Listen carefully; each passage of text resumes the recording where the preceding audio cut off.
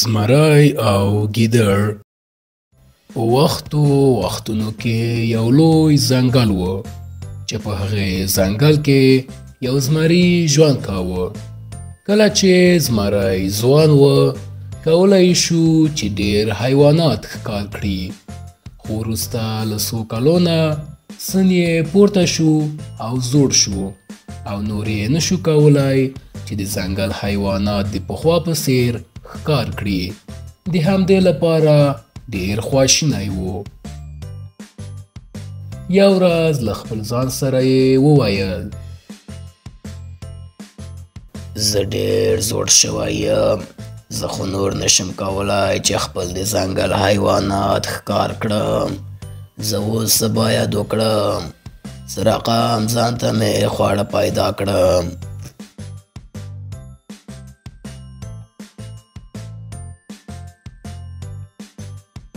وروسته یو فکر یې ذهن ته راغی. تصمیم یې ونیوه چې خپل ځان مریض وښیي او ویده شي.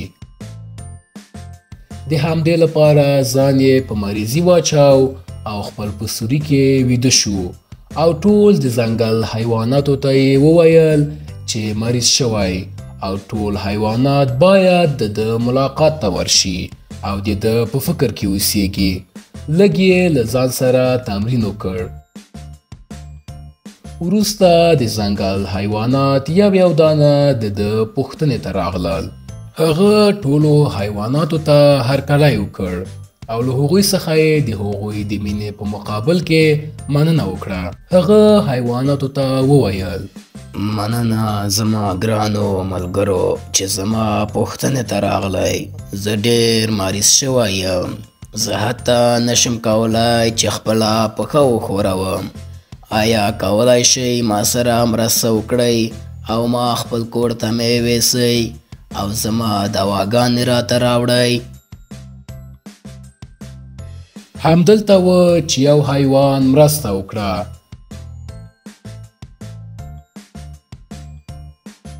هغه د زمري د کور منځ ته راغی. همدا چې هغه حیوان د زمري کور ته راغی، زمري د حیوان په سر خیز واچوه او حیوان یې ښکار کړ او هغه یې وخوړه.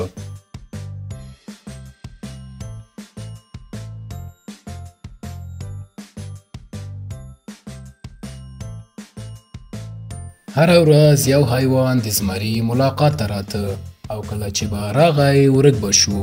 په ځنګل کې یو ګیدړ هم و. هغه په دې پوه شو هر وخت چې د هغې ملګري د زمري ملاقات ته ځي ورکیږي او نور بیرته نه راځي. نو د همدې په خاطر د ځان سره یې فکر وکړ: زمری درګاده څه کوي؟ زه باید لاړ شم او خپله مې وګورم چې خبره څه ده.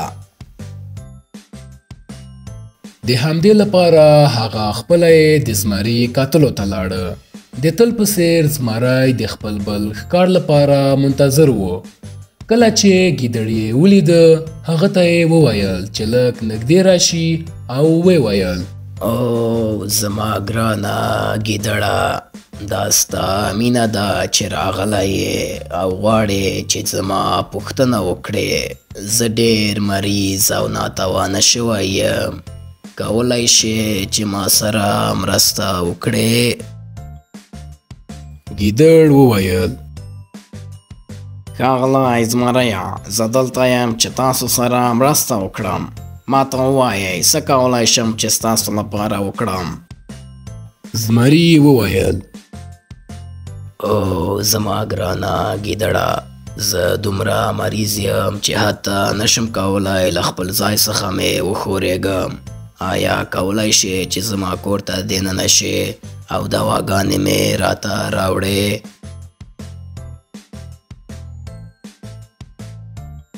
ګیدړ له ځان سره وویل چې شاید دا یو دام اوسیږي.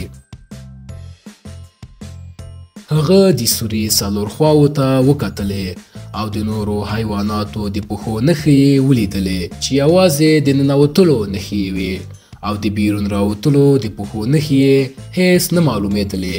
د همدې لپاره د زمري په چال پوه شو او هغه ته یې وویل: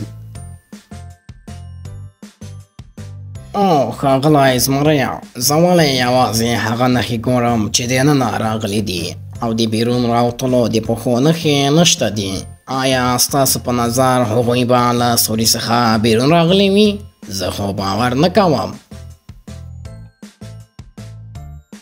همدلته و چې زمری پوه شو چې ګیدړ د هغې له شیطاني پلان څخه خبر شوی دی او کوښښ یې وکړ چې له خپل ځان څخه دفاع وکړي. نه نه نه ګیدړ جانه، ما خپله هغه نښې په زحمت سره له هغه ځای نه پاکې کړي دي.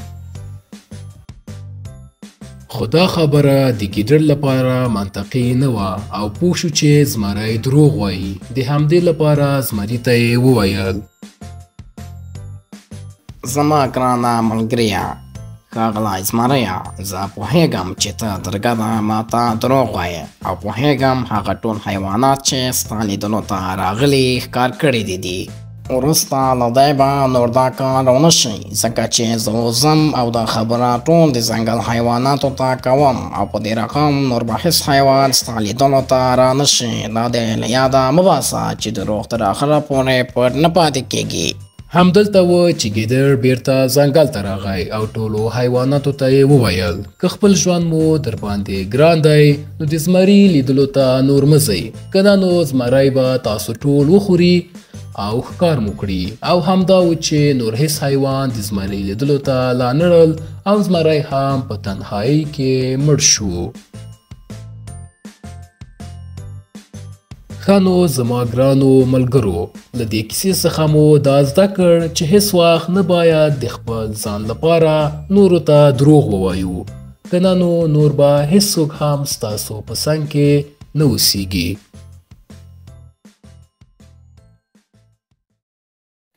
د نورو ویډیوګانو لپاره زموږ چینل لایک، سبسکرایب او زنګوله ووهئ.